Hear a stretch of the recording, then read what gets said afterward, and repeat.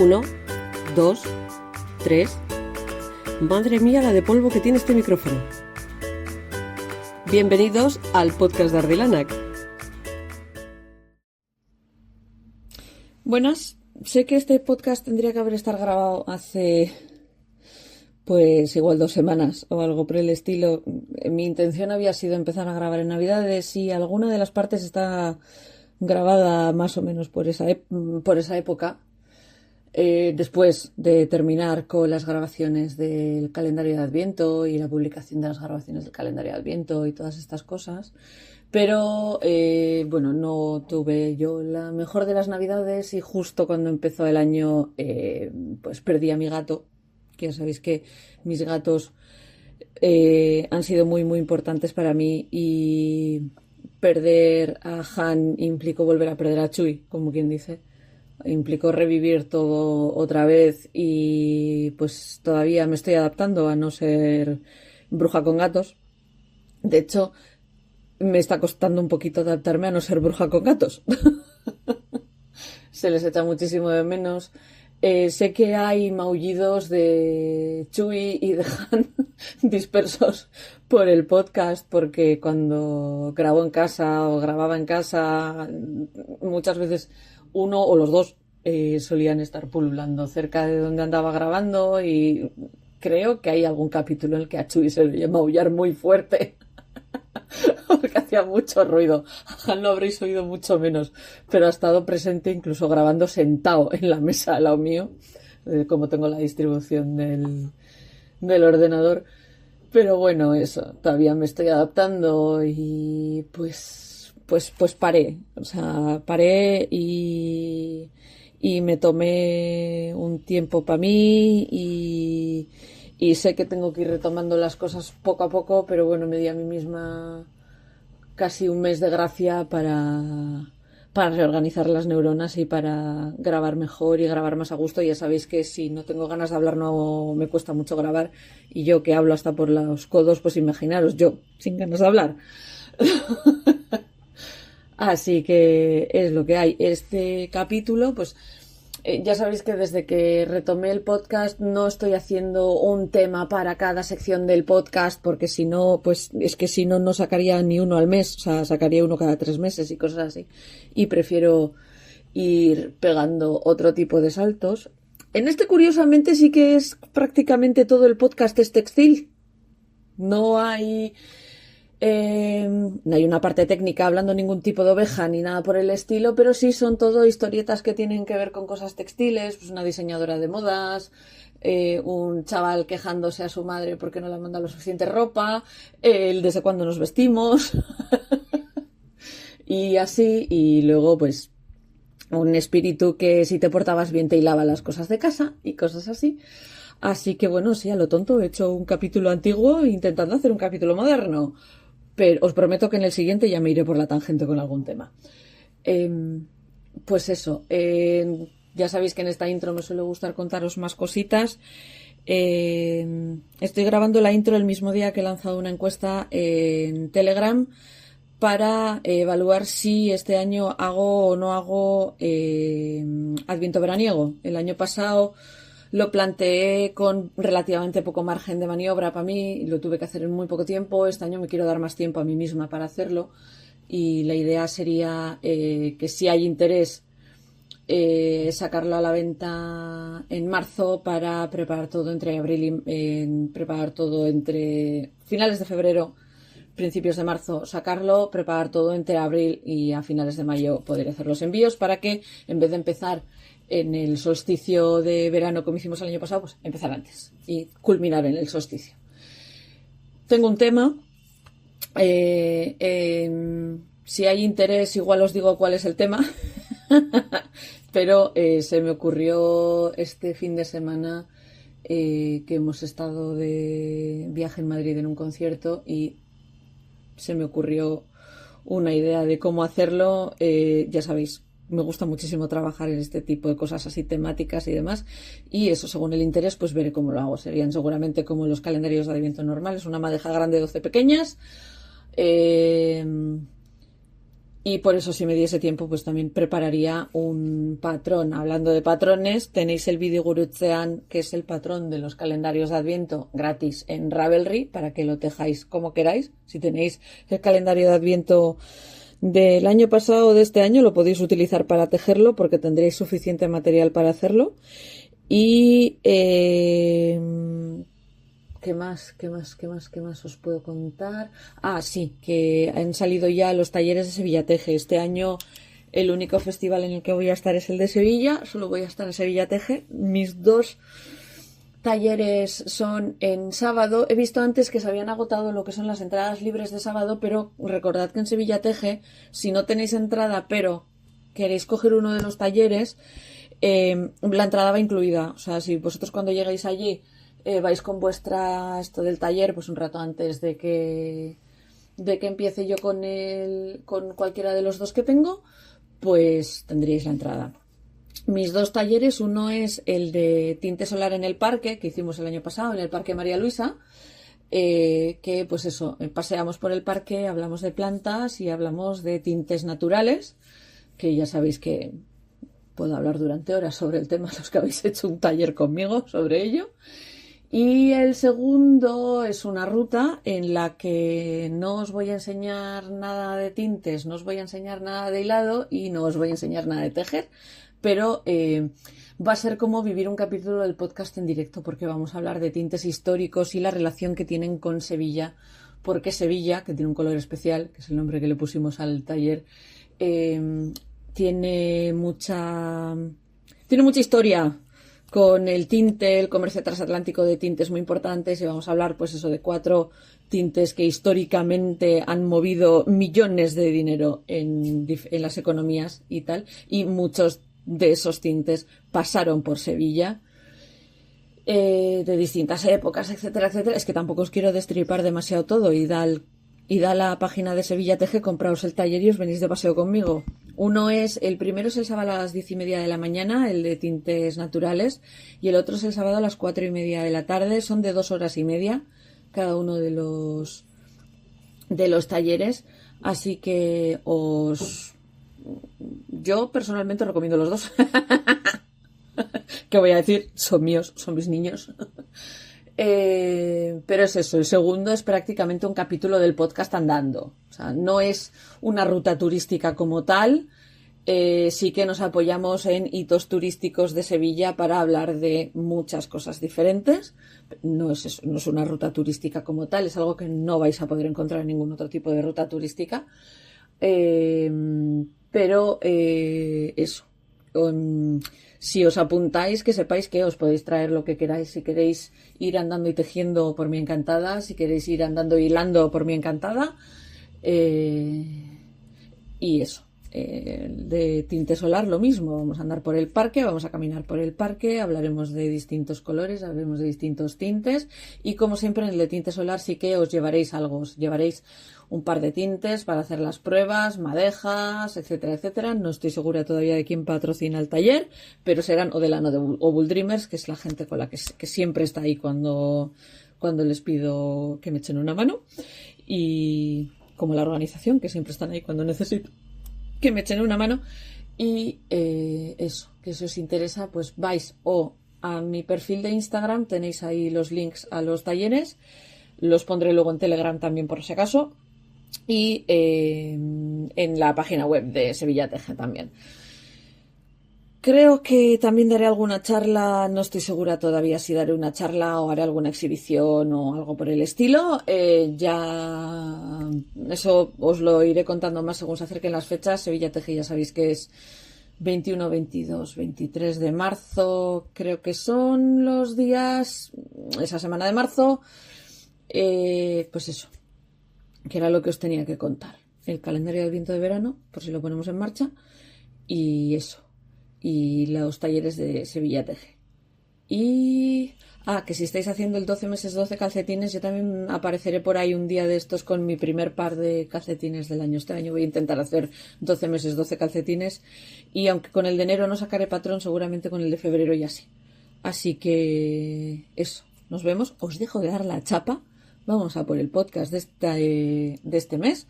A ver si en febrero os veo un poquito más, me oís un poquito más a menudo. Y nada, disfrutad. Y nada, nos vemos, como ya os he dicho, dentro de una semana. Dentro de un mes, ya veremos. Los trapos de la historia. En algún capítulo del podcast sé que hablé del shocking pink, ese color rosa del vestido de Marilyn en la canción de Diamonds Are a Girl's Best Friend. Si no tenéis la memoria fresca, no me hagáis a mí recordar en qué capítulo estaba porque no me acuerdo. Pero hemos hablado de este color y demás. Y creo recordar que cuando hablé de ello os hablé de la persona para la que se creó ese color, que fue una diseñadora, que si os gusta el tema de la moda, seguro que sabéis quién es. Alguna vez hemos hablado de diseñadores en el podcast, hoy nos toca hablar de Elsa Schiaparelli, que nació el 10 de septiembre de 1890, Virgo como la menda, y murió un 13 de noviembre de 1973. Fue una diseñadora de modas italiana con un trasfondo aristocrático, venía de una familia noble. Creó la casa de Schiaparelli en París en 1927, que estuvo bajo su mando desde entre los 30 y los 1950. Empezó, como aquí como nosotras, tejiendo. Diseñaba lo que se conoce como knitwear y fue celebrada y es especialmente famosa por aplicar el surrealismo y la excentricidad a la moda.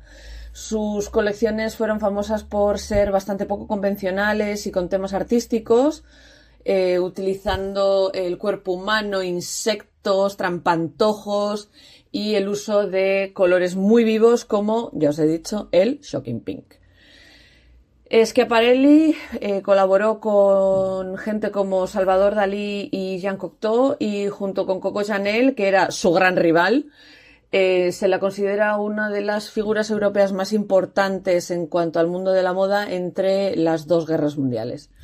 Entre sus clientes pues nos encontrábamos a actrices como Mae West, la icónica Mae West, y herederas famosas como Daisy Fellows. Algún día os hablaré de Daisy Fellows porque es muy interesante también.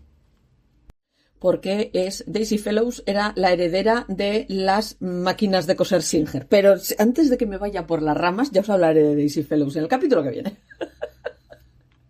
Os quiero hablar de Elsa Luisa Maria Schiaparelli, que nació en el Palazzo Corsini de Roma.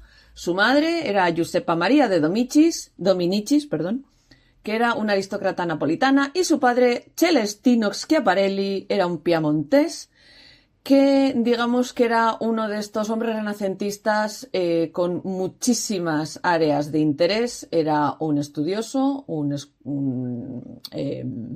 erudito, con muchísimas áreas de interés. Sus estudios, los del padre, se centraron en el mundo islámico y la época de la Edad Media, en la que además era una autoridad... en la época de la Edad Media era además una autoridad sobre el sánscrito y encargado de revisar varios manuscritos medievales. Era también el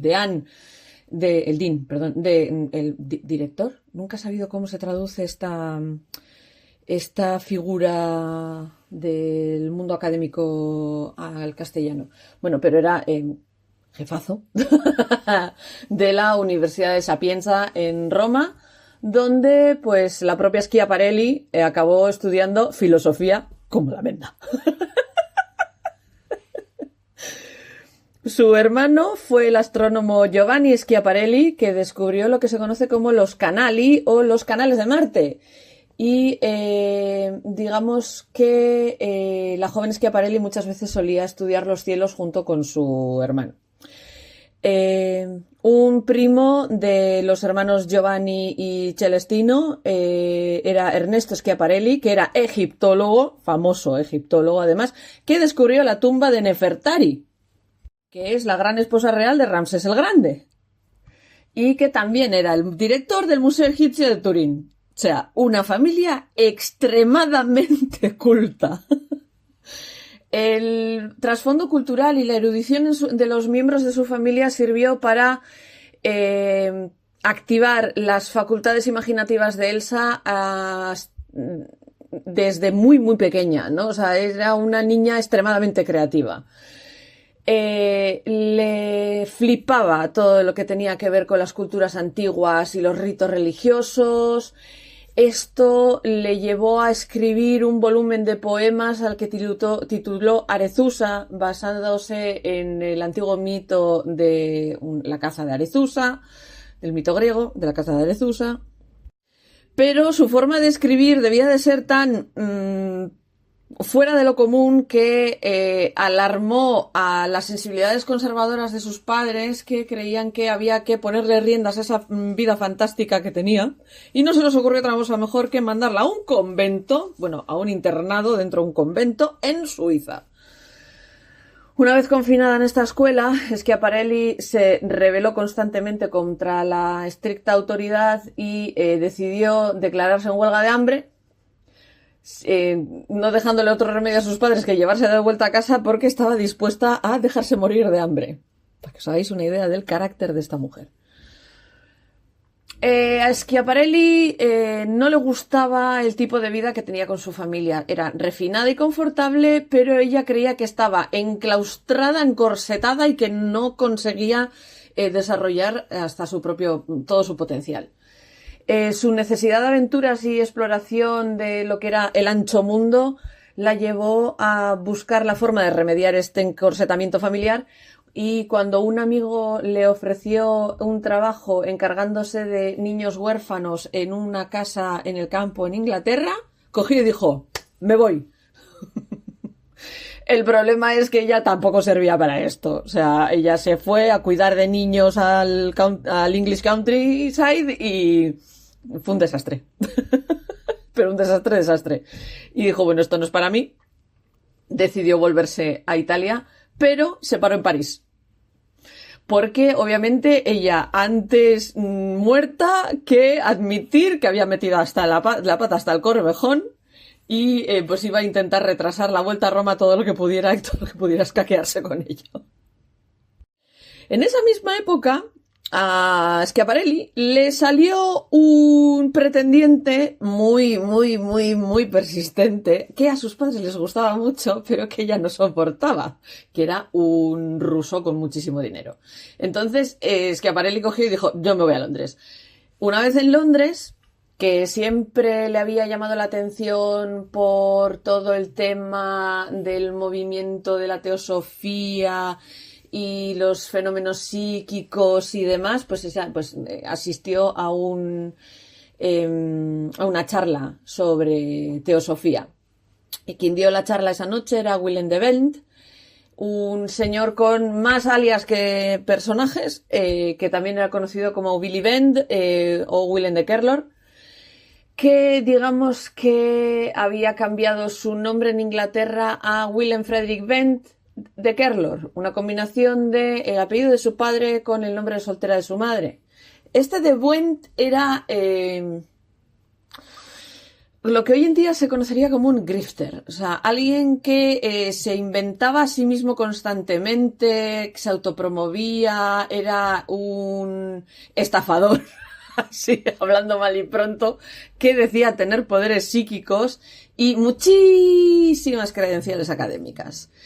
Él alternativamente y simultáneamente decía que era detective y psicólogo criminal, doctor y conferenciante, y en un momento le dio por hacer vodevil, donde se hacía llamar el famoso en el mundo entero Dr. W. de Kerlor.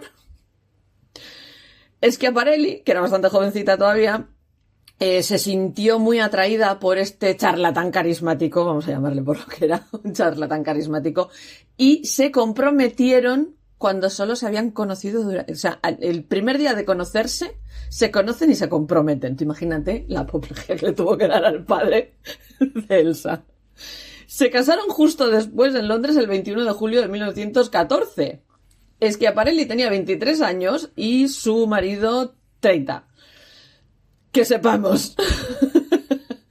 De Kerlor intentó ganarse la vida engrandeciendo su reputación como practicante como medium, y la pareja subsistía principalmente por la dote que le habían dado y la paga que los padres de Schiaparelli le mandaban a ella para mantenerse.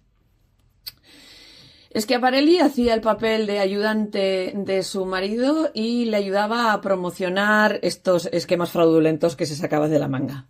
En 1915 la pareja fue forzada a dejar Inglaterra después de que Kerlor fuera deportado, después de que lo condenaran por echar las cartas y por leer la fortuna, cosa que en aquel momento en Inglaterra era ilegal. Así que se dedicaron a una especie de vida de paseos, de peripatéticos alrededor de París, Cannes, Niza y Montecarlo. O sea, iban cambiando de sitio cada 2 por 3, antes de marcharse a América en la primavera de 1916. Los de Kerlor desembarcaron en Nueva York y al principio se quedaron a vivir en Freeport, que era un hotel en Greenwich Village. Después de lo cual se fueron a vivir a un apartamento sobre el Café des Artistes, que estaba cerca de Central Park West. De Kerlor alquiló unas oficinas para su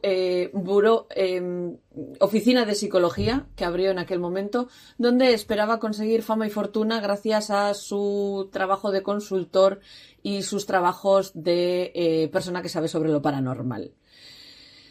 Elsa trabajaba como su asistente, encargándose de ser secretaria de soporte, y en las autopromociones que ella mandaba a los periódicos con unos anuncios sensacionalistas para ganarse a las celebridades y hacerse famosos ellos también, y así pues conseguir cierta fama.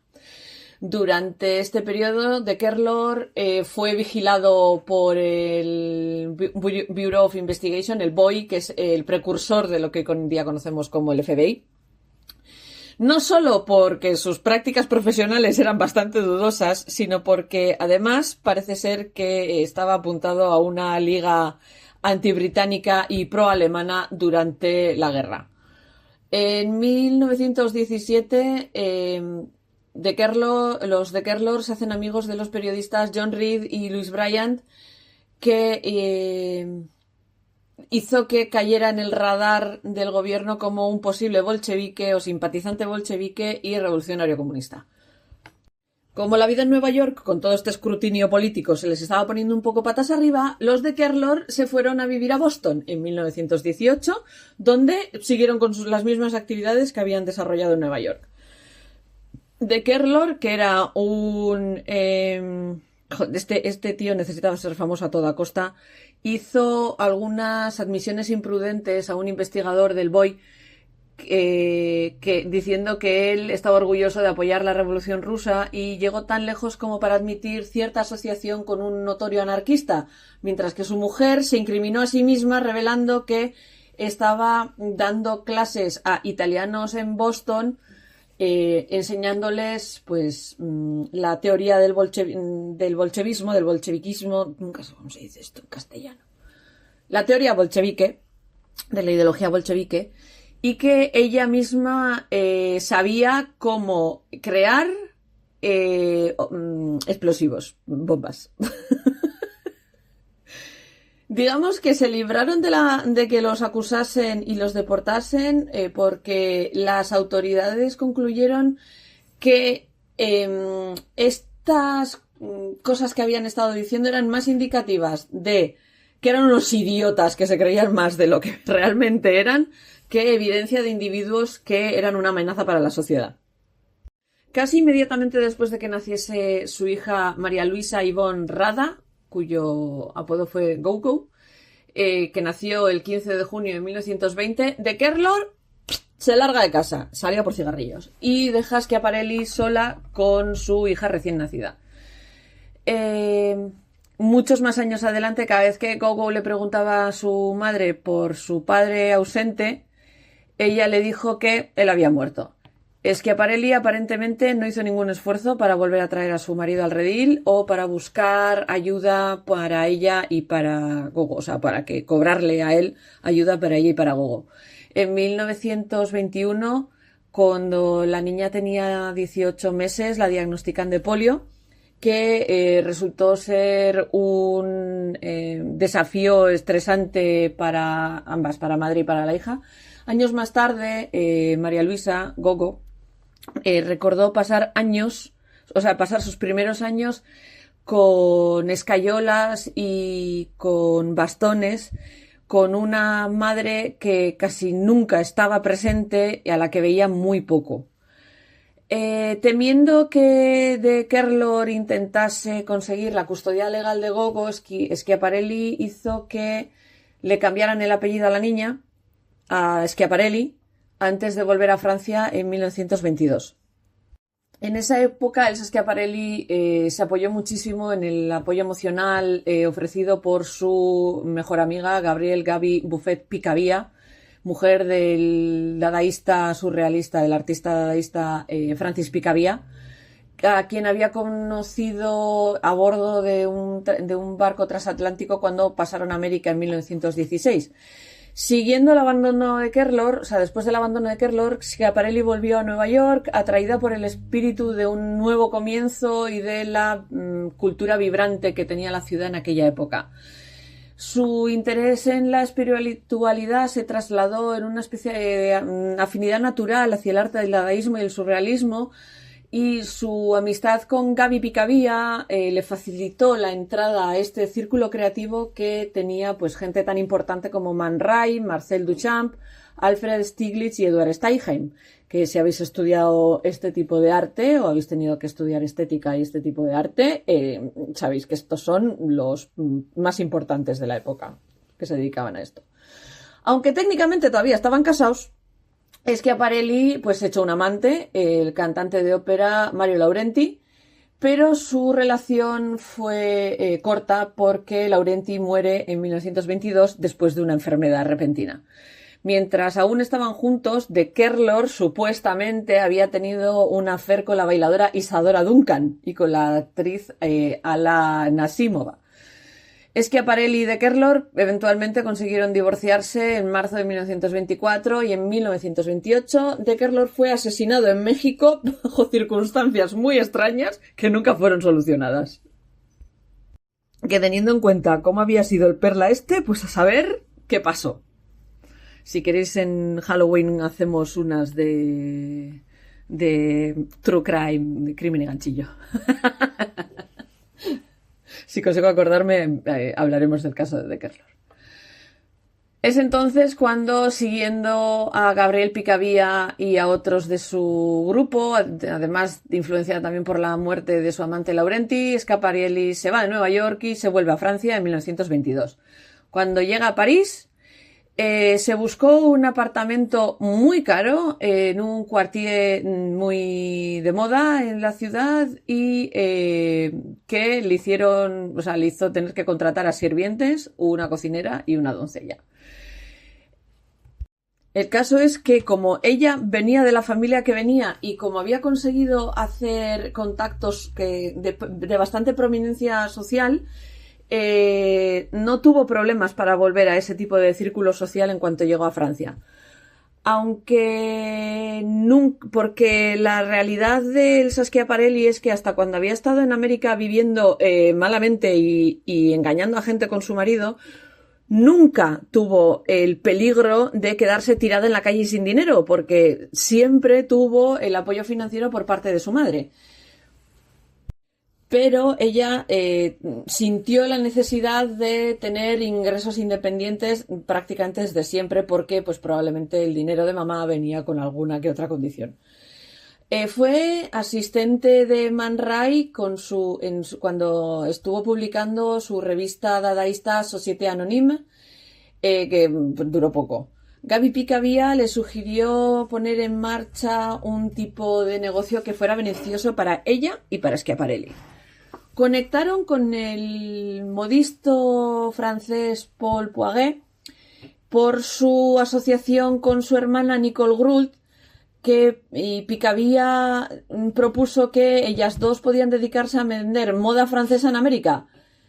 Este proyecto nunca llegó a ser una empresa viable y acabó siendo abandonado, pero fue el que plantó esa especie de semilla del interés por la moda en Elsa Schiaparelli. La gran influencia en cuanto a la moda y la carrera de diseño de Schiaparelli fue Paul Poiret, o por lo menos fue el que puso en marcha todo esto, que era famoso por mandar a tomar por saco los corsés y estos vestidos grandes, largos, que requerían de un montón de tiempo para ponérselos encima, y promover estilos que permitían la libertad de movimiento para mujeres modernas, elegantes y sofisticadas. Más adelante en su vida, Schiaparelli solía referirse a Poiret como un mentor generoso y gran amigo. Schiaparelli no tenía entrenamiento de habilidades técnicas a la hora de hacer patrones, o sea, no había estudiado patronaje y no sabía nada de construcción de ropa, pero su método de acercarse a la moda era a la vez el impulso del momento, inspiración que le venía porque sí, según iba progresando el trabajo. A ella lo que le gustaba era coger la tela y drapearla directamente sobre el cuerpo, muchas veces utilizándose a sí misma como modelo. Esta técnica seguía la idea de Poiret, que también solía crear ropa simplemente manipulando tela y utilizando la caída de la propia tela para dar forma a los vestidos. Y los resultados solían ser sencillos, pero a la vez un poco se salían de lo común. Mientras vivía en París, Schiaparelli, a quien sus amigos llamaban Schiap, empezó a hacer sus propias ropas. Con el ánimo de Poiret empezó su propio negocio, pero lo cerró en 1926, aunque tenía críticas muy favorables a su ropa. Fue entonces cuando a principios de 1927 lanzó su primera colección de knitwear, utilizando un punto doble creado por los refugiados armenios. O sea, descubrió esta forma de tejer de los refugiados armenios y los aplicó a los jerseys que utilizaban esta especie de trampantojo surrealista. O sea, tejer un jersey que pareciese que tenía un lazo, pero el lazo era parte del dibujo, no era un lazo que sobresalía en el jersey. ¿Me explico? Y fue gracias a este jersey que os he descrito, que aunque sus primeros diseños aparecieron en Vogue, fue gracias a este jersey que el negocio despegó. La colección Pour le Sport se expandió al año siguiente para incluir trajes de baño, ropa para esquiar y vestidos de lino. Schiaparelli empezó a meter ropa, lo que se suele conocer como evening wear, ropa de noche, en sus colecciones en 1931, utilizando sedas de Robert Perrier, y su negocio se fue cada vez reforzando más y más y más y más y más, y en 1935 culmina con un movimiento a la Rue de la Paix, que para adquirir el salón de Louis Cherel en el 21 de la Place Vendôme, que era bautizado como la Schiap Shop. Schiaparelli tenía un salón de 98 habitaciones con estudios de trabajo en el Hotel Fontpertuis, que se construyó el siglo XVII y era donde trabajaban todo su equipo de trabajo. Un nubarrón oscuro cayó sobre Francia cuando el país declaró la guerra a Alemania en 1939, y la colección de primavera de Schiaparelli de 1940 tenía tafetán con estampado de camuflaje y el tipo de tela que se utilizaba para hacer el uniforme de los soldados. Justo después de la caída de París, el 14 de junio de 1940, Schiaparelli huye a Nueva York para dar una serie de conferencias y demás, y salvo un par de meses en París en 1941, se quedó en Nueva York hasta que terminó la guerra. Cuando volvió, se encontró con que la moda había cambiado por completo por culpa o gracias a el New Look de Christian Dior, que había rechazado por completo la moda de la preguerra.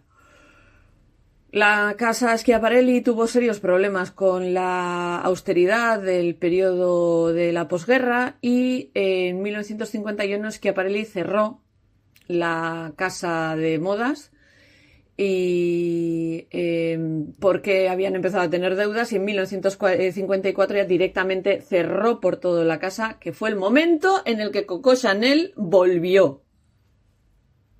Es en 1954 cuando Schiaparelli publica su autobiografía Shocking Life y a partir de ahí vivió una vida de retiro y jubilación muy confortable entre su apartamento de París y su casa en Túnez y murió el 13 de noviembre de 1973 con 83 años. Schiaparelli es una de las primeras diseñadoras en desarrollar lo que es el vestido cruzado, tomando la inspiración del tipo de delantales que se producían en aquella época, un diseño que, según ella, quedaba mejor con todo tipo de cuerpo femenino. O sea, que es un tipo de vestido que favorece a cualquier tipo de cuerpo femenino. Su diseño, que apareció por primera vez en 1931, era un modelo con dos lados, con brazos con hueco para los brazos en cada lado, que se juntaban en la parte de adelante del vestido y se envolvía el cuerpo por delante y se ataban en la cintura. En una primera versión parece ser que había botones implicados en el asunto. El vestido que se acabó presentando no los tenía. Inicialmente concebido como para llevar a la playa, se produjo en 4 colores de seda Tussaud. Alguna vez cuando os hablé de la seda os hablé de este tipo de seda. Y el vestido fue muy popular, tuvo una popularidad muy grande y fue copiado por muchísimos diseñadores más pequeños y pues la gente que hacía ropa de día a día y de hecho se convirtió en un tipo de streetwear diario para muchísima gente en aquella época. Unos 40 años después de esto, este diseño sin mayor complicación y fácil de llevar fue revisitado por la diseñadora americana Diane von Furstenberg en los 70, que es el recuerdo que tengo yo yo tengo fotos de mi abuela con ese tipo de vestido. Yo tengo uno de ellos. En 1900, no un Schiaparelli, que más quisiera yo. En 1931, la falda dividida de Schiaparelli, que digamos que es como una especie de precursora de los shorts, traumatizó al mundo del tenis cuando Lili Álvarez, la tenista española, la utilizó en Wimbledon en 1931. Schiaparelli diseñó la primera falda pantalón para una tenista y fue para Lili Álvarez, que compitió con ella en Wimbledon. Otras innovaciones incluían un diseño de traje de baño que incorporaba un sujetador interior que permitía llevar una espalda más baja y más pronunciada utilizando tirantes ocultos que se cruzaban en la espalda y se cerraban alrededor de la cintura. Este diseño fue patentado en 1930 y otros diseños que hizo que fueran que se podían quitar y además hizo otra opción que era que fuera reversible. También en 1930 se la acredita con haber producido el primer vestido de noche con chaqueta a juego y durante la época de la prohibición en Estados Unidos, es cuando se prohibió el alcohol. Schiaparelli produjo un tipo de vestido que se conocía como el vestido del speakeasy. Los speakeasy eran los sitios donde iba la gente a beber cuando no se podía beber en público, que tenían un bolsillo secreto para guardar la petaca. A Schiaparelli también se la acredita como uno de los primeros diseñadores que puso las cremalleras a la vista en 1930. En vez de ocultarlas, hizo que las cremalleras fuesen una parte clave de sus diseños, haciendo que fueran visibles en el cuello o por las mangas o en las faldas. Solía utilizar cremalleras. Se me había atascado la palabra de tal manera que he tenido que dar al pausa a la grabación. Se solía utilizar cremalleras de plástico grandes hechas con nitrato de celulosa, que fue una de las primeras plásticos semisintéticos que se crearon, y acetato de celulosa. Junto con Charles James hizo que se pusiera de moda este tipo de cierre, utilizando marcas específicas dependiendo de dónde se iba a vender la ropa. Eclair para París, Lightning Fastener para Londres, Hookless Fasteners para América, etcétera, etcétera. O sea que el diseño era siempre el mismo, pero no utilizaban siempre al mismo proveedor de cierres. Yo no sé qué tengo hoy con la palabra cremallera. Schiaparelli es también famosa por sus botones que eran muy inusuales, porque a veces tenían forma de vela, otras eran emblemas de una baraja de cartas, barcos, coronas, espejitos, insectos, coliflores. Llegó a utilizar también zanahorias, o sea, todo lo que fuera una cosa rara la podía utilizar para los botones. Muchos de estos botones fueron diseñados por Jean Clement y Roger Jean-Pierre, que además creaban también la línea de joyería por la que Schiaparelli es tan conocida. En 1936, Schiaparelli fue una de las primeras personas en reconocer el potencial de Jan Schulenberger, a quien diseñó, a la quien empleó como diseñadora de todos sus botones. Que, para que sepáis, Jean-Michel Schulenberger fue uno de los diseñadores de joyas más importantes de Tiffany & Co. Dentro del mundo del diseño de Schiaparelli, una de las cosas más importantes, como ya os he mencionado hace nada, fue la joyería que creaba. Y no estamos hablando de alta joyería, o sea, no estamos hablando de joyería hecha con materiales que eran un poco más baratos, pero que permitían una creatividad quizás mayor que la alta joyería. Digamos que estuvo muy inspirada y muy influenciada por lo que era el surrealismo en este tipo de creaciones, y probablemente uno de los famosos es el collar de 1938 conocido como Rhodoid, que el collar de Rhodoid es un tipo de plástico transparente que estaba decorado con insectos metálicos hecho por Clement, que daba la sensación de que los bichos estaban directamente sobre la piel de quien llevaba este collar. Durante 1930 sus diseños de joyas fueron producidos por Schlumberger, Clement y Jean-Pierre, como ya os he dicho antes, que también hacían los diseños de sus botones y de sus cremalleras.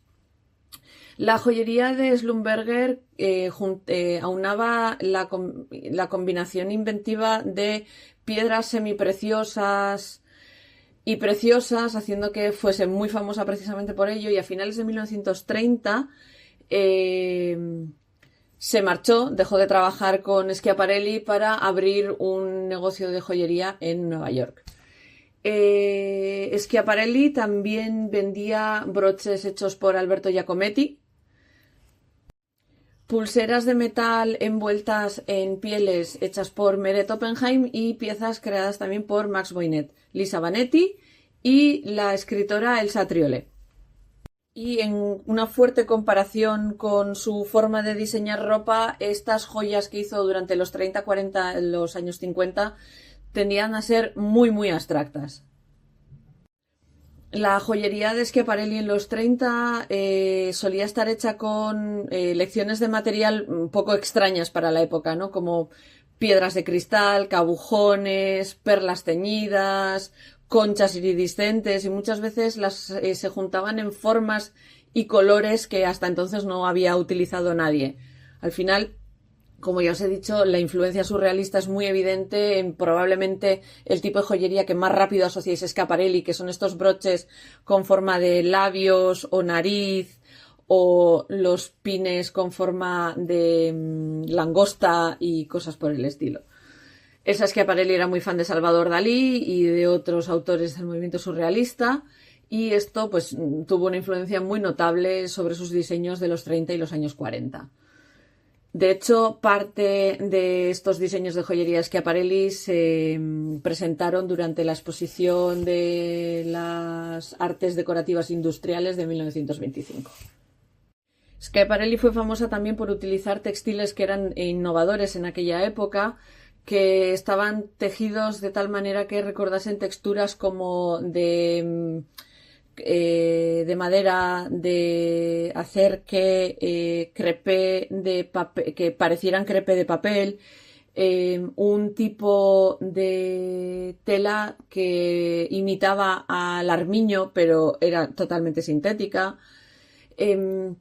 Un tipo de estampados que no se habían visto entonces hasta ningún momento, como por ejemplo utilizar un estampado que parecía un periódico. Hizo vestidos con rayón arrugado 50 años antes que Issei Miyake. Y le gustaba jugar con justaposiciones de colores, formas, texturas, y todo lo que eran las nuevas tecnologías y los nuevos materiales de la época a ella le llamaban muchísimo la atención y los utilizaba, ¿no? Experimentó con el acrílico, con el celofán, con un tipo de rayón tejido que se llama jersela, con rayón con hilo metálico que se conocía como fil de fer.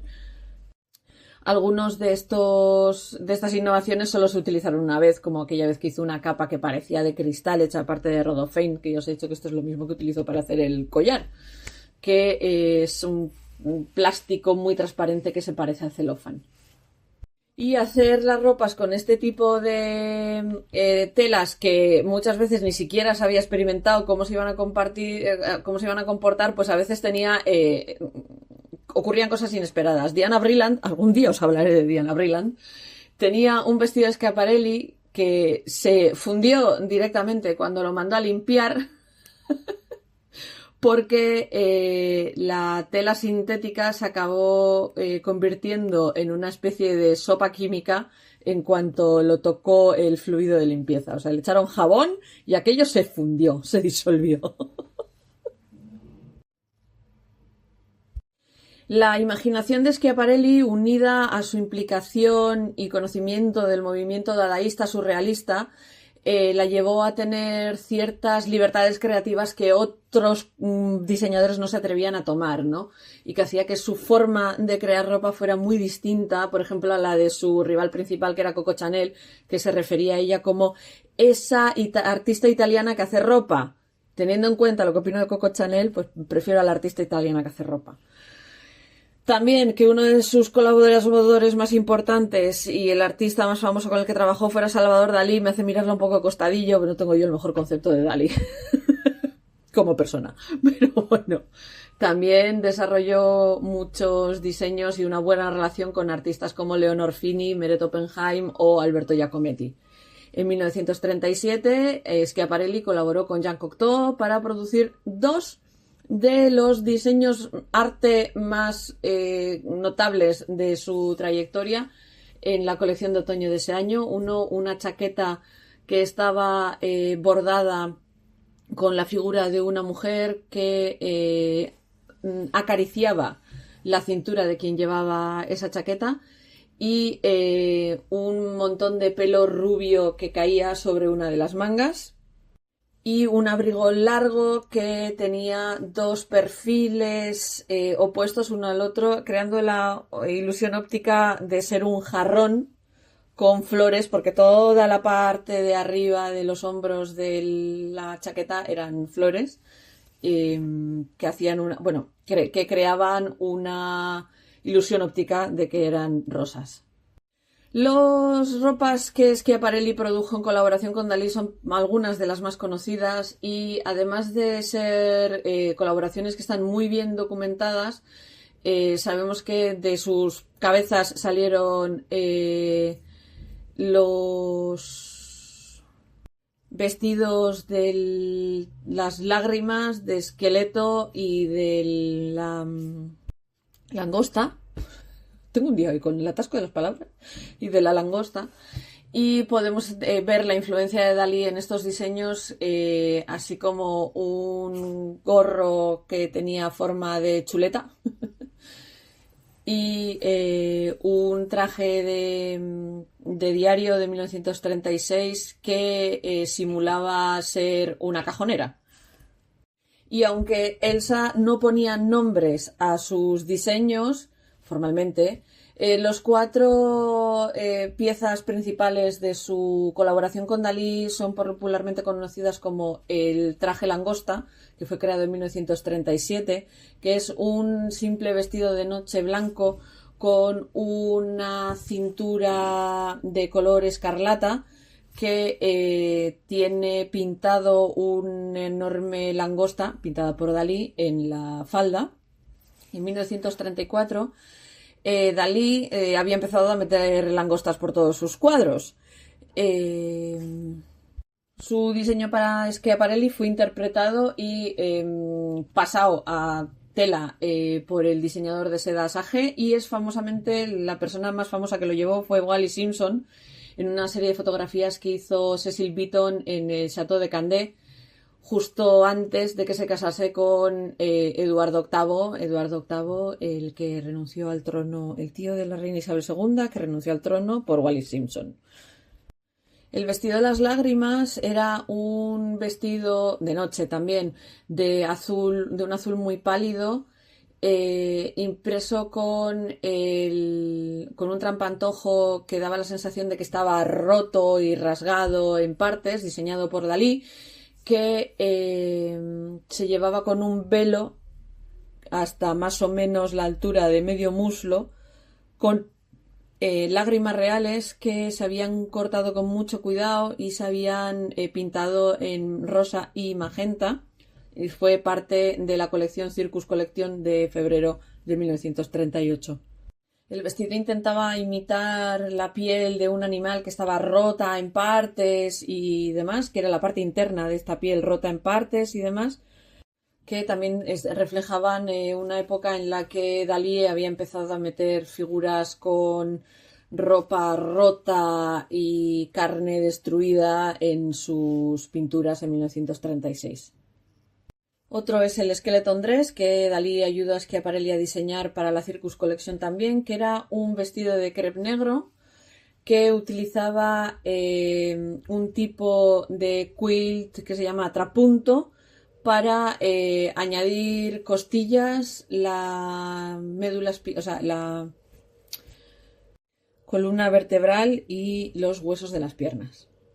Y la última colaboración así más famosa entre los 4 fue el sombrero de zapato, que Dalí fotografió a su mujer, a Gala, a raíz de que Dalí le sacó una foto a Gala con un zapato en la cabeza, y en 1937 hizo un diseño de uno de estos sombreros de zapato para Schiaparelli, dibujó uno, y ella lo creó y lo metió en la colección de otoño-invierno de 1937-1938, que este sombrero representa un zapato de tacón alto de una mujer y que digamos que está puesto al revés, o sea, el tacón apunta hacia arriba y la puntera queda sobre la frente de quien lo lleva. Este sombrero lo llevó Gala Dalí, la propia Schiaparelli y Daisy Fellows, que era una de las mejores clientes de Schiaparelli. Además, Schiaparelli creó el vestuario de varias películas, incluida la versión francesa de 1933 de Topaz.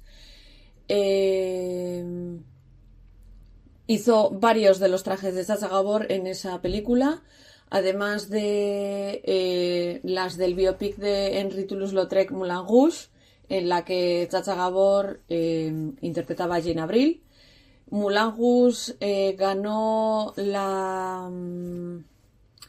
el Oscar al mejor diseño de vestuario, aunque como Schiaparelli no había hecho todo el vestuario no se llevó el Oscar ella. Ella se encargó solo del vestuario de Chacha Gabor y no aparecía como tal en los títulos de crédito. Además, hay que decir que aquí Schiaparelli hizo una labor bastante importante de documentación porque utilizó los dibujos que Toulouse-Lautrec había hecho de Jane Avril para hacer los trajes que Chacha Gabor llevaba en esta película. También es famosa por haber vestido a Mae West en Every Day's a Holiday en 1937 utilizando un manequín basado en las medidas de Mae West que más tarde inspiró el torso de la botella que le da forma a su perfume Shocking. En cuanto al legado de Schiaparelli, el que su negocio se fuese a tomar por saco significó que su nombre no es tan conocido a día de hoy como la de su gran rival Coco Chanel, que manejó muchísimo mejor todo ese tema. Pero, para que os hagáis una idea, en 1934 la revista Time puso a Chanel en una especie de segunda división de la moda, mientras que Schiaparelli era una de las pocas casas que a día de hoy o dentro de poco serán los árbitros de la alta costura ultramoderna. Madame Schiaparelli es una de los mayores genios que ha dado el mundo en este ámbito, es lo que decía la revista Time. Coco Chanel esto le tuvo que sentar como una patada. Pero a día de hoy sabemos que muchos de los vestidos más imitados, más recreados y más copiados del mundo, el origen lo tienen en el atelier de Elsa Schiaparelli. Así que bueno, Coco Chanel pues la conoce más gente, pero ahora ya conocéis vosotros también a esta loca de atar de Elsa Schiaparelli. Y así como chascarrillo total, porque esta mujer, aparte de la primera vida que tuvo con su primer marido, chascarrillo total que va, porque estas cosas sé que os gustan mucho, hay 2 de sus nietas que fueron bastante famosas. Su hija se casó con un ejecutivo de nombre Robert L. Berenson y fue madre de la modelo Marisa Berenson y de la fotógrafa Berry Berenson. Ambas hermanas aparecían mucho en Vogue a principios de los 70 y, de hecho, Berry Berenson estuvo casada con Anthony Perkins. Anthony Perkins, el de las pelis de... ¿Cómo es esta? ¿Es Psycho? ¿Es la película? Psicosis, sí, Psicosis, es la película de la escena de la ducha, es Anthony Perkins. Y tal, y en 2014 Marisa Berenson, que también es actriz, que salió en pelis como Muerte en Venecia, Cabaret y demás, pues eso, es una actriz famosa. Y eso, chascarrillo que os tenía que dar. Y Marisa Berenson hizo un libro con Hubert de Givenchy, sí, ese Hubert de Givenchy, sobre el álbum privado del Schiaparelli en el que reproducían fotografías de los archivos personales de su abuela. Y nada, espero que os haya gustado este chascarrillo sobre una de mis diseñadoras favoritas. Probablemente sería incapaz de ponerme nada de lo que ha hecho ella, pero me fascina la forma de trabajar de esta mujer. Conceptos y contextos.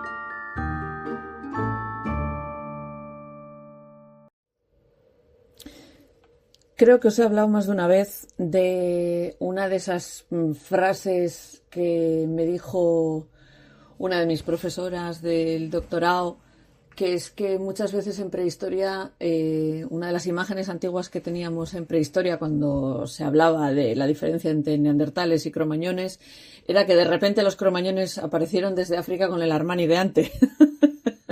A mí siempre se me quedó grabado eso del Armani de antes, esa especie de chiste que hacíamos siempre, porque era absurdo que un grupo humano que venía de África a un clima muchísimo más frío como era el que había en Europa, tuviesen una ropa mejor adaptada para el clima que los que llevaban miles de años aclimatados aquí.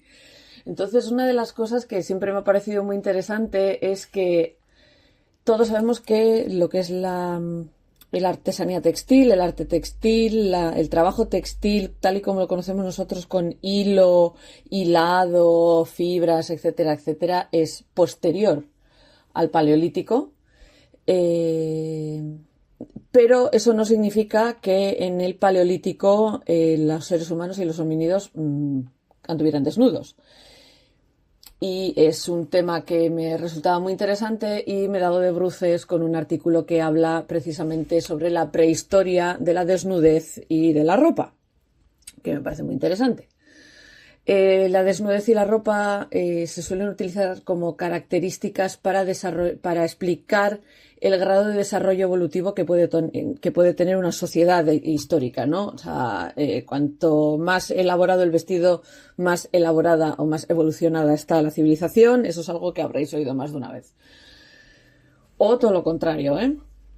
El sublimar hasta la simplificación el vestido también puede significar una civilización avanzada, etcétera, etcétera. Pero bueno, lo que vamos a hablar aquí es de que precisamente una pérdida casi absoluta de vello corporal es lo que nos distingue a los humanos de otros primates, porque ya no es el utilizar herramientas, porque sabemos de varias especies distintas de primates que son capaces de utilizar herramientas, incluso de crear herramientas un poco crudas a base de madera o piedras, pues como empezaron a hacer los homínidos hace cientos de millones de años, ¿no?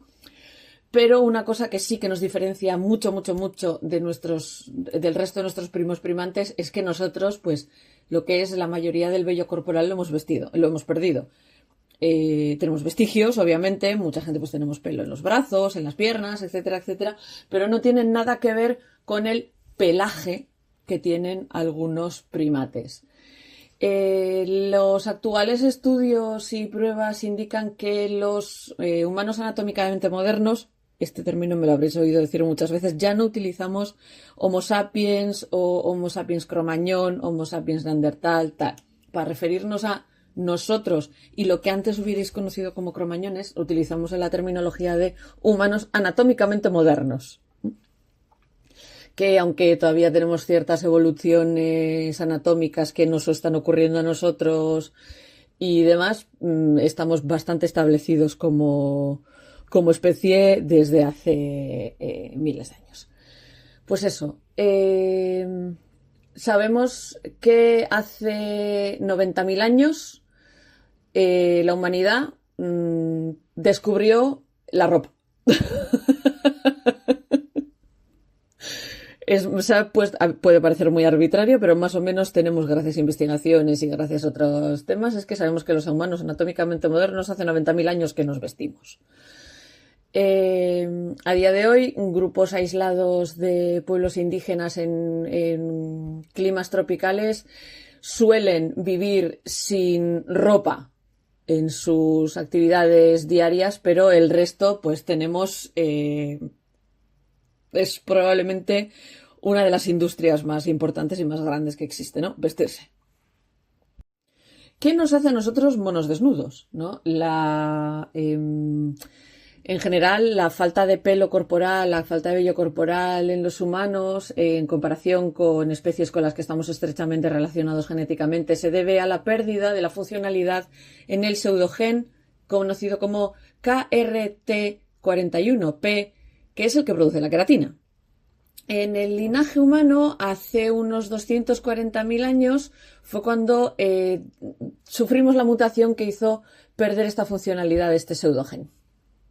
Y en algunos individuos, mutaciones más severas de este gen HR nos llevan a la completa desaparición del pelo.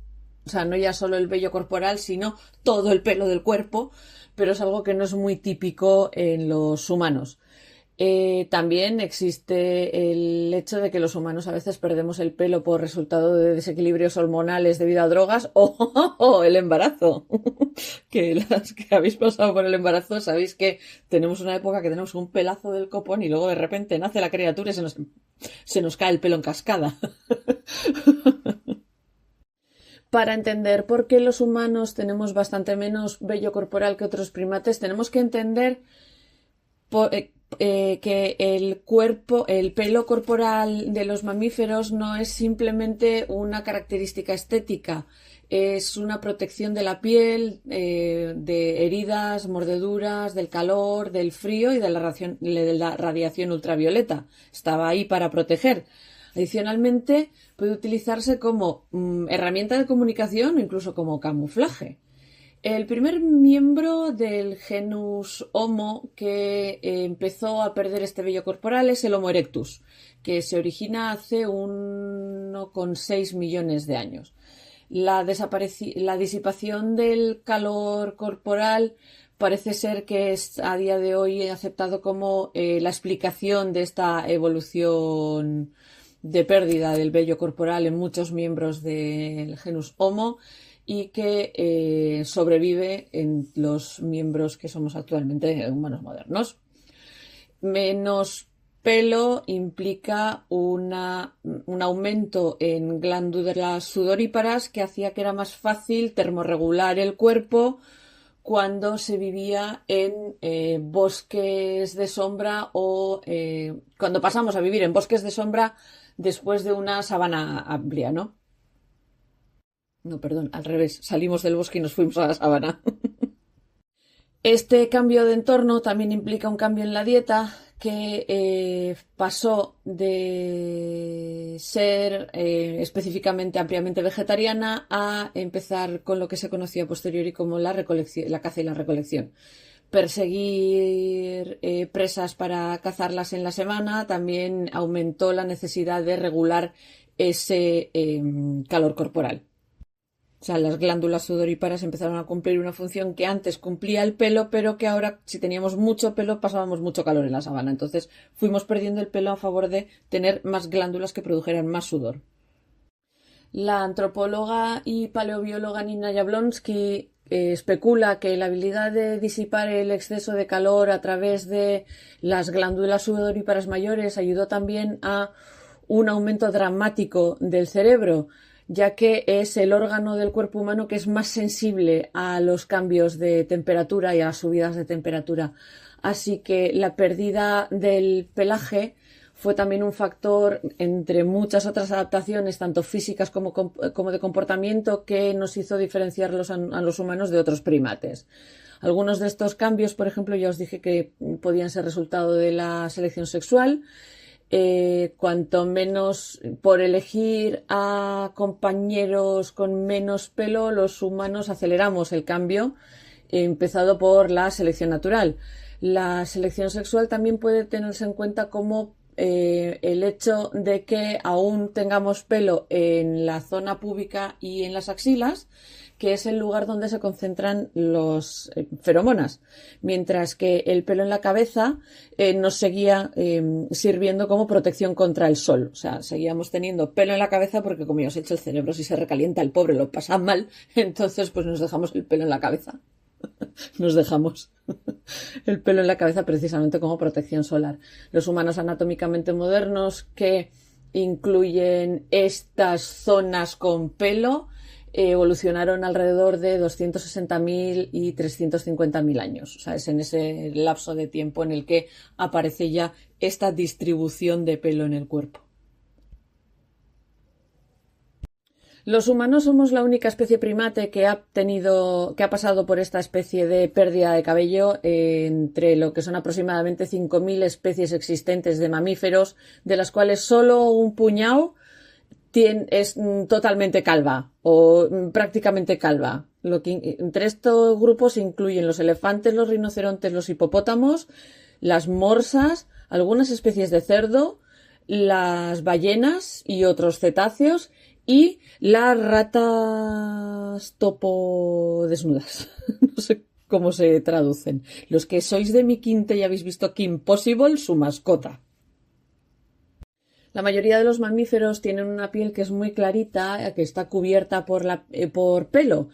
Y los biólogos creen que los antiguos ancestros de los humanos también eran de este tipo.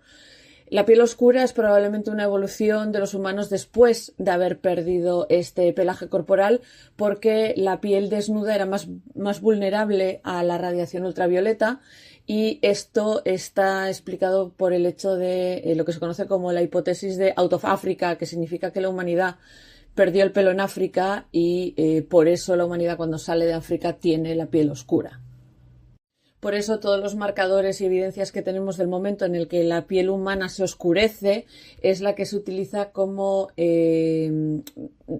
data de fecha en la que también perdemos el vello corporal, asumiendo que necesitábamos esta piel oscura porque no teníamos la protección de digamos que no teníamos una protección de pelo para evitar quemarnos, básicamente.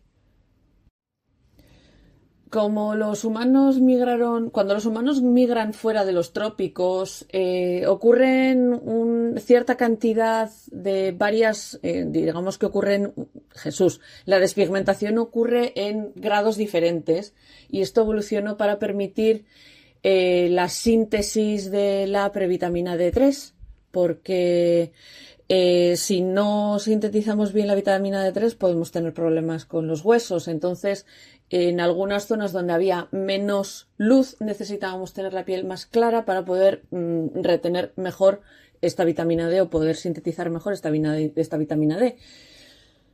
Y parece ser que una de las explicaciones que se da de por qué las poblaciones femeninas tendían a ser más claras de piel que las masculinas es porque las mujeres necesitamos producir más vitamina D durante la lactancia y por eso nuestra piel necesitaba ser más clara para absorber más de esa radiación que necesitamos para crear vitamina D mientras estamos dando pecho. Otra cosa curiosa que tiene que ver con las glándulas sudoríparas de los humanos es que parece ser que evolucionaron desde las manos y los pies al resto del cuerpo, según fuimos perdiendo el pelo del mismo. Porque solo los caballos y los humanos son dos de los pocos animales que son capaces de sudar por todo su cuerpo. Los que tenéis perros y gatos, ya sabéis que los perros y los gatos, por ejemplo, no sudan en el cuerpo, que la mayoría del calor la disipan por la boca y por las patas. Pero los caballos, aún así, son mucho más grandes que nosotros y además tienen pelaje. Y también en los humanos el vello del cuerpo, aunque haga calor, sigue estando plano contra la piel.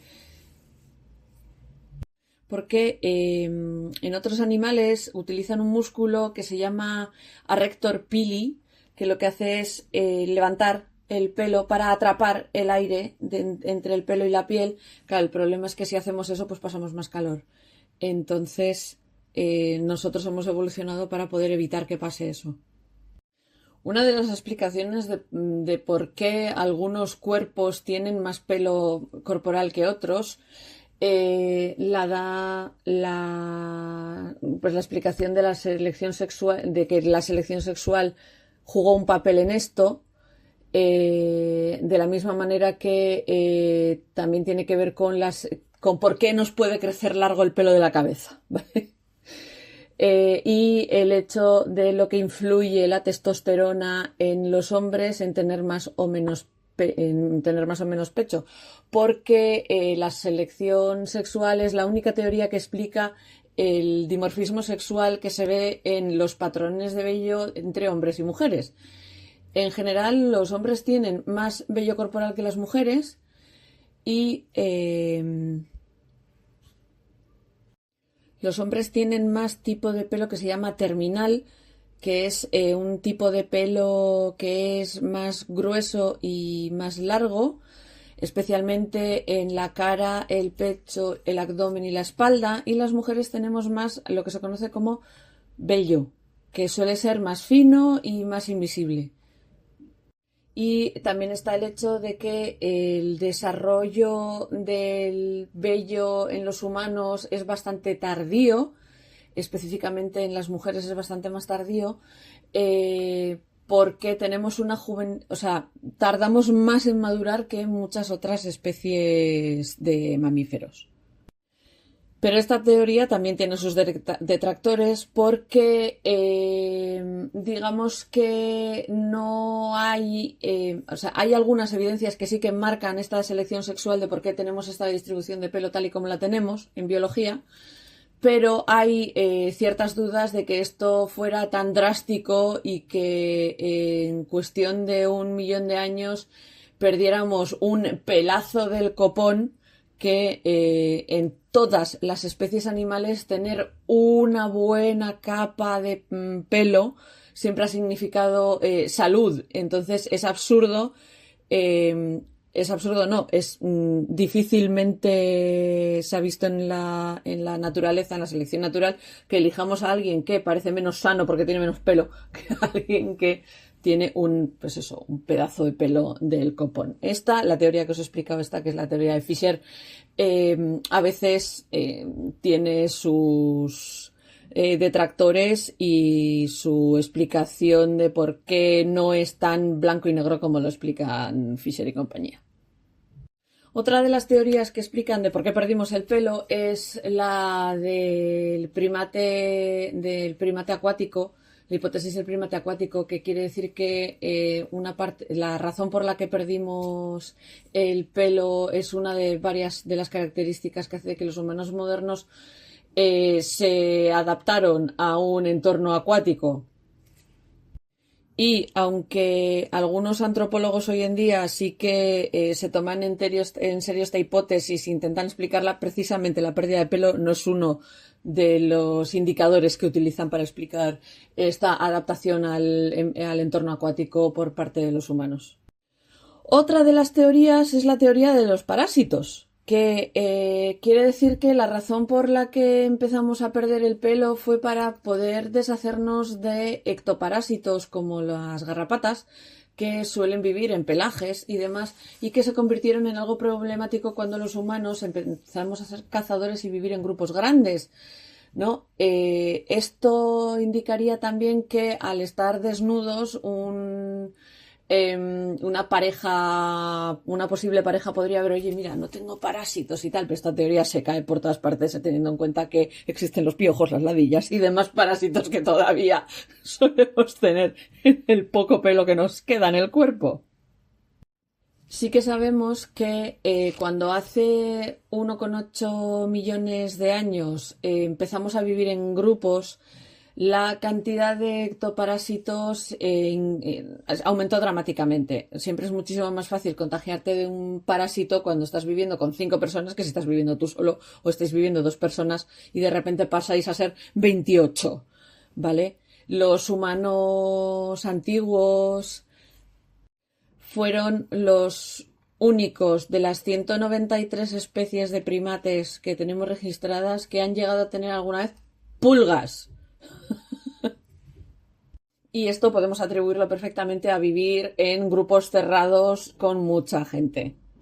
Porque aunque el resto de los primates también suelen dormir en grupos comunes, etcétera, etcétera, sí que es verdad que siempre están en movimiento y este hecho del movimiento hace que los parásitos tengan menos espacio para criar. O sea, quiero decir, si tú eres un grupo humano que te has establecido durante más de 5, 6, 7, 8, 9, 15 noches en un lugar y no te mueves, no estamos hablando de asentamientos con casas, etcétera, etcétera, pero sabemos que antes de los grandes asentamientos con casas, los grupos humanos que se movían en grupos tenían asentamientos, o sea, cuando vivían en las cuevas y cosas por el estilo, antes incluso, ¿no? El caso es que como no cambiaban mucho de sitio, pues los parásitos pues tenían auténticos festines, o sea, porque decían, yo me quedo aquí haciendo el vago que tarde o temprano aparecerá otro humano al que pueda saltar encima, ¿no? Otro de los intentos para saber cuándo nos quedamos sin pelo fue intentar descubrir el momento en el que los piojos y las ladillas se separan. Siento mucho el tema de conversación. Si alguien tiene ganas de rascarse, os rascáis. Pero se utilizaron a las ladillas y a los piojos como posibilidad de intento de datación en el momento del que el ser humano pierde gran parte del vello corporal. Pero claro, cuando se pusieron a estudiar este tema, descubrieron que las ladillas no descienden del ancestro común con los piojos, sino que descienden del ancestro común de los piojos de los gorilas y divergen hace 3,3 millones de años. Esto sugiere que la pérdida de pelo humana, que mantuvimos el pelo en la cabeza y desarrolló un vello púbico bastante grande, es anterior a esta época. en la que vivir aún en el bosque donde también vivían los gorilas era algo posible y que pudimos contagiarnos de sus piojos, bien matándolos y comiéndonoslos o durmiendo en sus nidos. Porque aunque los gorilas se movían, pues igual los humanos encontraban un nido de gorilas y dicen, esto parece cómodo, y nos quedamos a dormir aquí. Y así los piojos y las ladillas vienen de diferentes familias. Entonces, ¿qué hay de la ropa? ¿Vale? Ya vamos a dejar de hablar de desnudez. ¿Qué hay de la ropa? En un estudio de 2010 publicado en la Molecular Biology and Evolution indica que el hábito de vestir con ropa empieza en algún punto entre el 83.000 y 170.000 años hace esos años, basándose en el análisis genético que indicaba cuándo los piojos que suelen andar por la ropa se separaron y divergieron de sus ancestros que andaban por el pelo de la cabeza. Esta información sugiere que el uso de la ropa probablemente se originó con los humanos anatómicamente modernos en África antes de que migrasen a climas más fríos, que fue lo que ayudó a esta migración. Se suele decir que el origen de la ropa más compleja, ajustada y demás requirió de inventarse cuchillos de piedra que fueran capaces de cortar la piel en piezas y ser capaces de crear agujas para coser. Esto siempre se ha atribuido a los cromañones, que migraron a Europa alrededor de hace 35.000 años. Los neandertales que ocupaban la misma región, había antes una teoría que decía que una de las razones por las que se extinguieron fue porque no eran capaces de hacer este tipo de ropas y que simplemente se tapaban con pieles crudamente cortadas y demás, porque hasta hace relativamente poco se estimaba que el tipo de herramienta lítica que eran capaces de hacer era bastante poco trabajada. ¿Cuál es el problema? Hace relativamente menos se descubrió que varios de los tipos líticos que se han atribuido siempre a los cromañones realmente no son suyos, son de los neandertales, y no está tan claro que no supiesen ajustar las pieles a su alrededor, simplemente que no hacían pantalones y no los cosían, pero no por eso no puedes ajustar las cosas. O sea, esto es la teoría que ha sido prevalente durante muchísimo tiempo. Siempre se ha atribuido a los cromañones la creación de la costura, y eso sí que puede ser cierto, pero que los neandertales no fueran capaces de taparse mejor que simplemente tirarse una piel encima es absurdo y reduccionista, y eso lo sabemos ya desde hace tiempo. También sabemos que los neandertales tenían muchísima más tolerancia al frío que los Homo sapiens, y una cosa que también está descartadísima es que durante mucho tiempo se ha dicho que los neandertales no eran capaces de generar adornos. O sea, joyas, pinturas corporales, tatuajes y modificaciones corporales. Eso es algo que siempre se ha atribuido a los cromañones, como algo que ocurrió muy tarde en el Paleolítico, en el 40.000 o hace 40.000 o hace 60.000 años.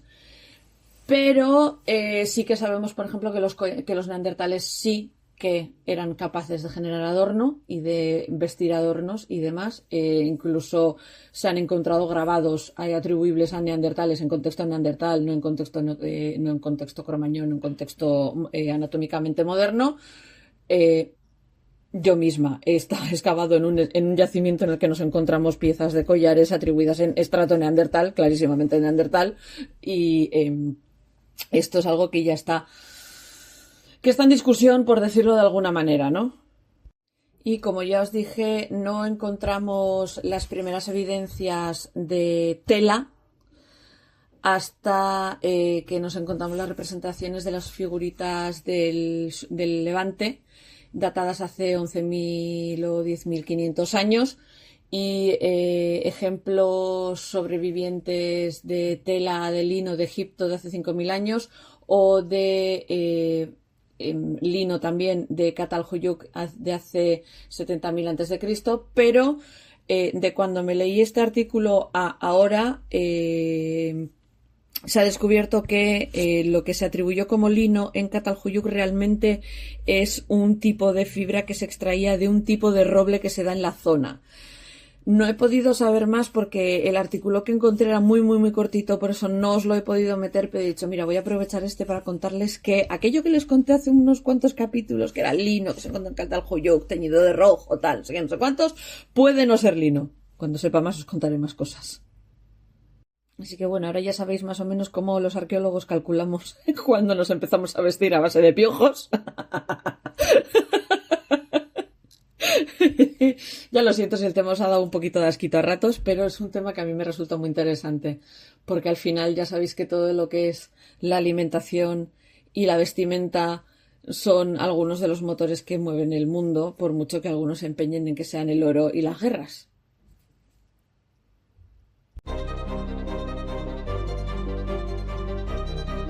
¿Sabías que...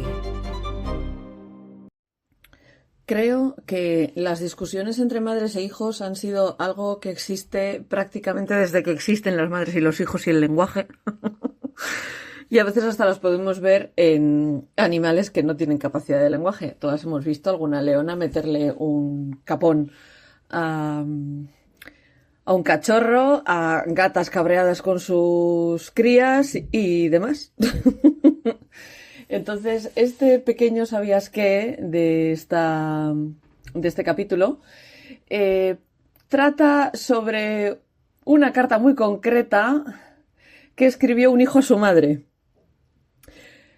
Es la carta de Idisin a Zinu, que tiene la designación técnica TCL 18111 y es una antigua carta escrita en escritura cuneiforme, porque estamos hablando de la antigua Babilonia, que escribió el estudiante Idisin a su madre Sinu. Se cree que se escribió en la ciudad de Larsa en el siglo XVIII, antes de la era común, más o menos en la misma época en la que reinaba Hammurabi, el del código. Más o menos entre 1792 y 1750 antes de la era común. Idisin estaba muy disgustado por las ropas que su madre le había mandado, que su madre había tejido ella, que su madre le había mandado y que a él le había dado por compararlas con las de sus compañeros. Y Idisin pues se queja en esta carta, es que está en cuneiforme, no es broma, diciéndole a su madre que había recibido una ropa bastante inferior de calidad y apuntando a que hasta el hijo adoptivo de uno de los sirvientes de su padre tenía mejores ropas. O sea, niños pidiendo las Nikes desde el siglo XVIII antes de la era común. La letra se suele citar muchas veces como un pequeño vistazo a lo que era la vida cotidiana en la antigua Mesopotamia. Ya sabéis que todo el tema de la historia cotidiana, de las cosas pequeñas, es algo que me fascina desde siempre. Y pues esta es una de esas cartas, ¿no? Que nos deja ver más o menos cómo eran las relaciones humanas entre madres e hijos y las relaciones sociales de la época. Y que nos hacen ver que realmente la esencia de lo que es ser humano, de la naturaleza humana, ha cambiado muy poco. La traducción directa de la carta sería la que sigue, hecha en 1967 por el asiriólogo Leo Oppenheim, que fue quien tradujo la carta. Dígale a la señora Sinu que Idisin le manda el siguiente mensaje. Que los dioses Shamak, Marduk y Ilabrat la tengan para siempre en buena salud, eso les pido. De año en año, las ropas de los jóvenes señores se van convirtiendo en mejores, pero tú dejas que mis ropas sean cada vez peores de año en año.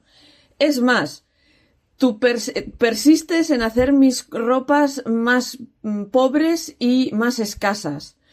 En un momento en el que la lana de nuestra casa se utiliza como si fuera pan, me has hecho ropas malas. El hijo de Adad Idinam, cuyo padre solo es un asistente de mi padre, tiene 2 sets nuevos de ropa, mientras que tú te quejas por el mero hecho de tener que mandarme al menos solo un set de ropas para mí. A pesar de este hecho y del hecho de que tú me pariste y su madre a él solo lo adoptó, su madre lo quiere más, mientras que tú no me quieres nada. Termina con un signo de exclamación y todo, ¿eh? La historia y el contexto de esta carta es que Idisin escribió esta carta durante el antiguo imperio de Babilonia, ya os he dicho, en el siglo XV, antes de la era común, cuando reinaba Murabi, y Idisin y su madre eran miembros de la clase alta de la ciudad de Larsa, porque eran el hijo y la mujer respectivamente de Shamash Hasir, que era un oficial de alto rango de la administración de la ciudad bajo el reinado de Hammurabi. Era tradición en aquella época no solo para los chicos que quisiesen convertirse en sacerdotes o en escribas, sino para los hijos de los oficiales públicos, atender a, estudiar en escuelas parecidas a internados donde estudiaban escritura cuneiforme y literatura, entre otras cosas, pero tenemos muy poco contexto de lo que es la carta. No estamos muy seguros de por qué Idisin no vivía en casa, pero se asume que era uno de estos estudiantes, que estaba estudiando en una de estas escuelas. Idisin, como veis, está extremadamente preocupado por la calidad de sus ropas, porque las compara con las de sus colegas, con las de sus amigos, más o menos exactamente igual que ahora, ¿no? Su estatus se basaba, al menos en parte, en la apariencia de tener dinero. Y aunque estaba lejos de casa, era su madre la que se encargaba de enviarle la ropa. Más o menos como hoy en día, cuando aparecen los críos, a que les laves la ropa en la lavadora. Como necesitaba ropas nuevas, Idisin escribió en esta carta, o intentó en esta carta, varios métodos para hacer que su madre, que era la que manejaba el dinero del presupuesto de la familia, para hacer sentirse culpable a su madre porque no le mandaba suficiente ropa nueva. Lo que sí nos dice la carta es que Tsinu le hacía la ropa a Idisin desde cero, que ella tenía la lana en la casa, que probablemente era ella la que se encargaba de hilar, tejer, teñir, cortar y coser. Un proceso que llevaría alrededor de 3 meses para ropa de una calidad media hasta 1 año para las ropas de calidad especialmente buena. Tsinu probablemente compraba la lana en el mercado local, que era donde la vendían los pastores. Idisin probablemente mandó esta carta a su madre porque hilar y tejer en Mesopotamia era un trabajo manual que hacían las mujeres, aunque había excepciones, había hombres que también se dedicaban a ello, pero era algo que hacían las mujeres y era una especie de trabajo que hacían las mujeres incluso aunque fueran las señoras de la casa. Si Idisin escribió esta carta o la dictó un escriba no está claro. El inicio estándar de la carta de Idisin envía este mensaje sugiere que fue dictado, pero la forma en la que está escrita, la letra, por decirlo de alguna manera, es un poco torpe y el lenguaje tiene fallos ortográficos y gramaticales que se esperarían de alguien que no tiene experiencia escribiendo y que probablemente reflejen una especie de registro coloquial de la lengua. Ya sabéis que la lengua tiene diferentes registros, el coloquial, el familiar, el alto, etcétera, etcétera, dependiendo, pero no le hablas a todo el mundo igual y no utilizas el mismo registro en todas partes. No le vas a hablar con el mismo registro a tu madre que a tus colegas que a tu jefe. Pues esto, parece ser que la carta está en un registro especialmente coloquial y un poco mal escrita, con errores, etcétera, etcétera, que es lo que nos dejaría entrever que efectivamente o es Idisin el que lo ha escrito o el escriba no era bueno. La totalidad del mensaje no cabe en una tableta. Ya sabéis que la escritura cuneiforme se escribía en tabletas con una especie de punzón que dejaba esas marcas en forma de puña, de ahí que se llame cuneiforme. Y eso que parece ser que no cabía entera en una tableta y estaba escrita por delante y por detrás, pero además nos encontramos con partes escritas por los bordes, pero se quedó sin espacio, así que la última frase, la que termina el "no me quieres nada", está escrita en el borde inferior de la tablilla. La frase estándar de decidle a Lady Sinu, decidle a la señora Sinu, deriva del hecho de que ella probablemente no leería la tableta, sino que se la leería otro escriba a ella cuando la recibiera. El pasaje en el que menciona a varios dioses y la esperanza de que estos mantengan la salud de Sinu bien, o sea, que mantengan a Sinu en buena salud, es algo que es como un saludo estándar. Y prácticamente todas las letras que se escriben en esta época empiezan con este tipo de bendición por la salud de quien va a recibir la carta. La carta y su texto fueron publicados en 1934 por el arqueólogo belga Georges Dossin y a día de hoy está guardada en el Louvre, en París. Los historiadores suelen utilizar, como ya os he dicho, esta carta como un ejemplo de documentos que nos dejan entrever la vida cotidiana de la antigua Mesopotamia.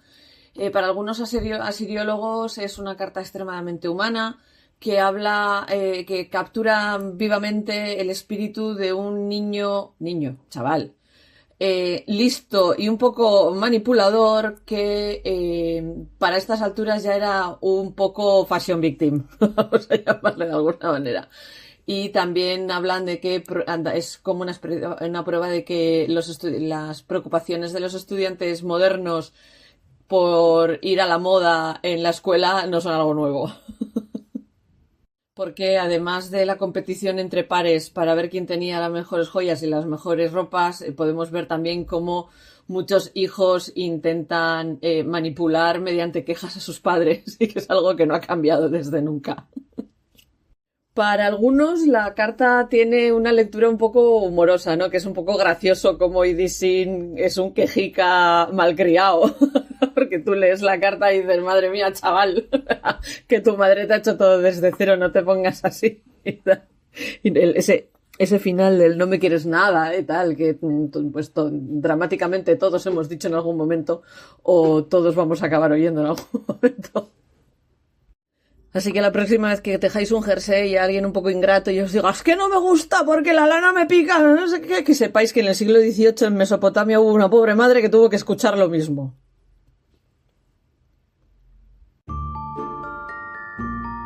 Enredos de leyenda.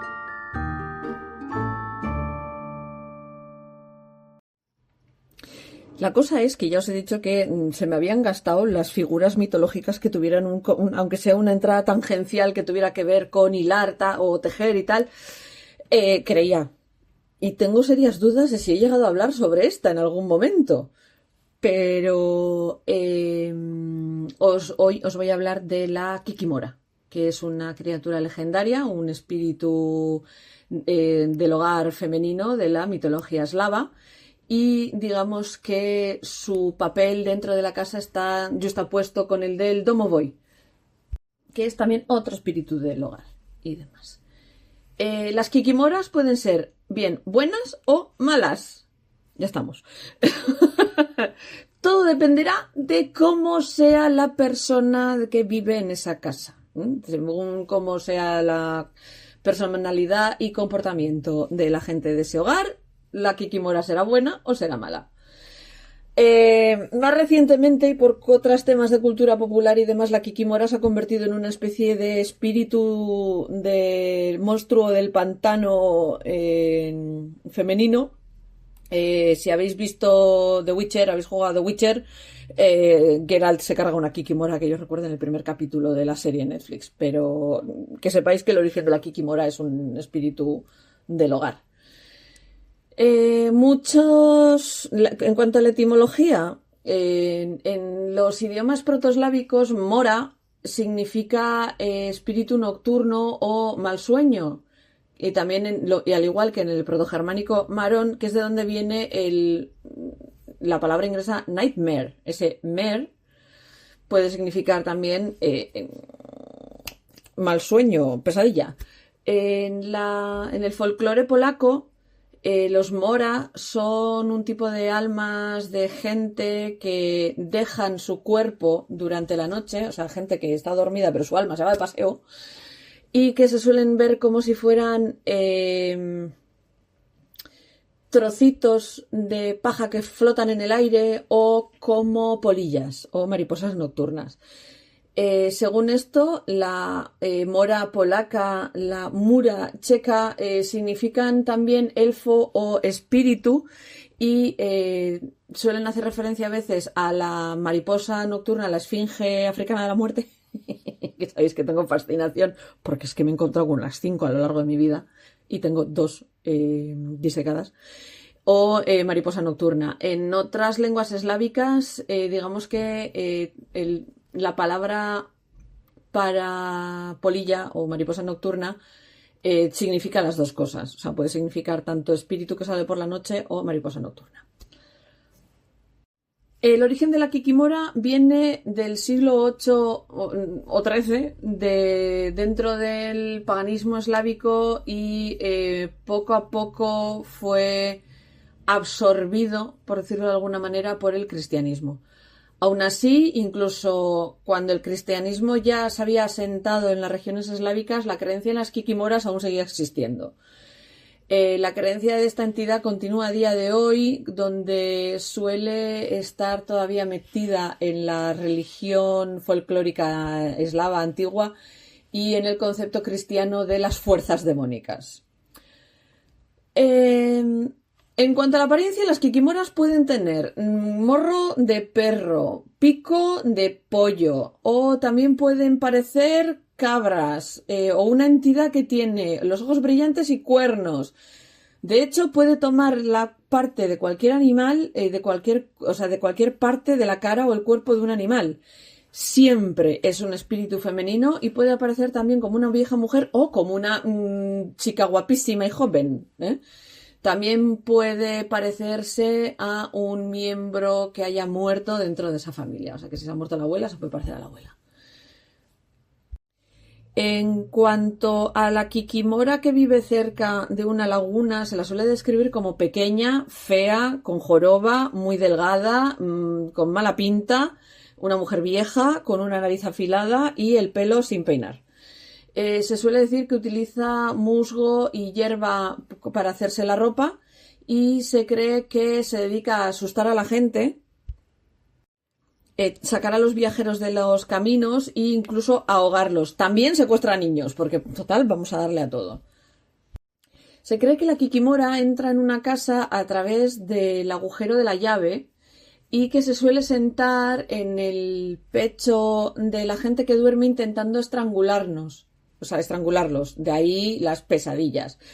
Para echar a estas moras, los niños se les pedía que mirasen a la ventana o que le dieran la vuelta a la almohada y que hiciesen el signo de la cruz sobre ella.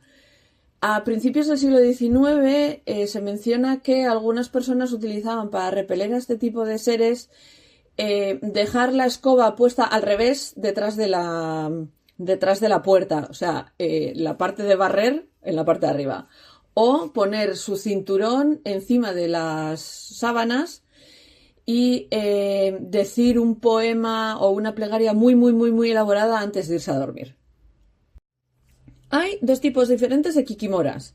Por un lado tenemos la que viene del bosque y está casada con el domovoy, que como ya os he dicho es otro espíritu del hogar, y luego está la que viene de una laguna y está casada con un leshi, que es algo parecido a lo que los vascos llamaríamos basajaun, un espíritu que vive en el bosque.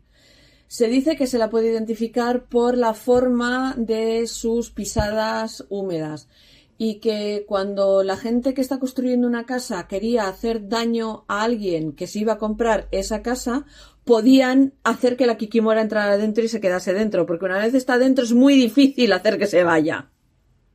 Hay una Vilishka, que es un tipo de historia rusa, sobre una kikimora de una laguna a la que le encantaba hacer cerveza. Se la conoce como Baba Bolonitsa y se encargaba de hacer cerveza. Que cuando ella estaba haciendo cerveza solía levantarse una niebla muy espesa o en el río o en la laguna donde estaba trabajando. Cuando una casa está limpia y ordenada, la Kikimora se encarga de cuidar a los pollos y de hacer las labores de la casa. Pero si los humanos de la casa no hacen por ayudar y por no mantener la casa limpia, se dedica a silbar, romper platos, hacer ruidos por la noche, no te deja dormir, etcétera, etcétera. Y si la casa está muy ordenada y la gente de la casa es merecedora de ello, por las noches se dedica a hilar hilo para la casa. De ahí la historieta de algo relacionado con hilanderas. El concepto de la Kikimora es que es un espíritu que sirve y realiza las funciones básicas y los deberes básicos de un hogar. Una Kikimora se dedicaría a atormentar una casa si la mujer de la casa no limpiaba, si el marido era muy vago o abusaba de su familia, o si los niños no estaban bien disciplinados. Cambiar el comportamiento de uno se cree que lo que hace es que la Kikimora ya no necesite vivir en la casa. Pero, aparte de eso, a la Kikimora se la conoce como una entidad que suele usarse para explicar eventos extraños como la muerte de una familia o de un miembro de la familia, perdón, o que desaparezcan cosas de casa. O sea, yo siempre suelo decir que en mi casa hay una Kikimora que me esconde los calcetines. No sé la vuestra, la mía vive en la lavadora. Porque yo meto 3 calcetines, salen 2. Y que sepáis así como dato curioso, aparte que ya os he dicho que en The Witcher sale una Kikimora de pantano, hay en 1988 Kirilleskov, que es un naturalista de la zona, descubrió un tipo de Linifidae, que es un tipo de araña que hace tela, a la que le puso de nombre Kikimora palustris. Y bueno, y con esta historieta sobre la Kikimora damos por terminado el podcast de esta semana y nos oiremos y demás pues en el siguiente capítulo. Muchas gracias por estar ahí, muchas gracias por la paciencia y pues nos escuchamos. Esto ha sido todo por esta semana en el podcast de Ardilanak. El podcast está publicado bajo licencia de Creative Commons.